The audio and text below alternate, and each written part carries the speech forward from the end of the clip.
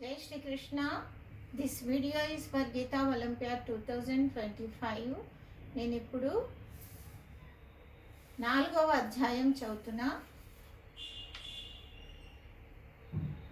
ఏ యథా మాం ప్రపద్యంతే తాంస్తథైవ భజామ్యహం మమ వర్త్మానువర్తంతే మనుష్యా పార్థ సర్వశః కాంక్షంతః కర్మణాం సిద్ధి యజంత ఇహ దేవతాః క్షిప్రం హి మానుషే లోకే సిద్ధిర్భవతి కర్మజా చాతుర్వర్యం మయా సృష్టం గుణకర్మ విభాగశః తస్య కర్తారమపి మా విద్య కర్తారమవ్యయం న మాం కర్మాణి లింపంతే న మే కర్మఫలే స్పృహా ఇతి మాయోభిజానాతి కర్మభిర్న స బధ్యతే ఏవై జ్ఞాత్వా కృతం కర్మ పూర్వైరపి ముముక్షుభిః కురు కర్మైవ తస్మాత్ త్వం పూర్వతరం కృతం.